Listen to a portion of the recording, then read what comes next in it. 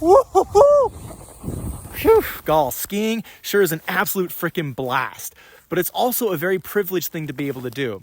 I consider myself to be incredibly fortunate to be born into a family where getting outside and going skiing was normalized. It's just what we did, and we always made it happen using old hand-me-down skis and poorly fitting gear just to get outside. And that exposure to these wide open outdoor spaces at a young age was a primary driver towards helping me foster a deep love and appreciation for these lands.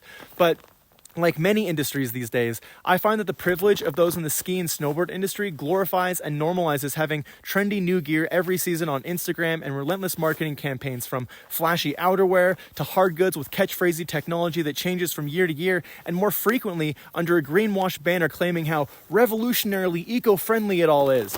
But what's often not talked about is the merit of making quality things that last and taking care of the things that you do have so you can enjoy them for even longer. From Goretex jackets to laminated boards, every piece required to participate in these sports today takes an incredible amount of resources and energy to produce that aren't often reflected in the price you pay, which is still very expensive. And despite green innovations, they still all largely rely on plastics or other fossil fuel-derived materials that don't break down or return to the Earth's natural cycles. So instead of focusing on the new and shiny things, it's much better to keep what you have in working order, because I guarantee that no matter how flashy or green that new whatever it is may be, an older one that has already been produced and is well kept is far better.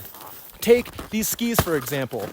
I've been riding these bad boys here for over 12 years now, and they're still my number one go-to shred sticks for nearly all soft snow conditions, only breaking in and getting better with time. Don't fix what ain't broke, you know? Or this outerwear I've had here for over 6 years that I've had to stitch and patch back together, replace the zippers on, these tattered old gloves that are held together with super glue, or these base layers I've got under here that you definitely do not want to smell.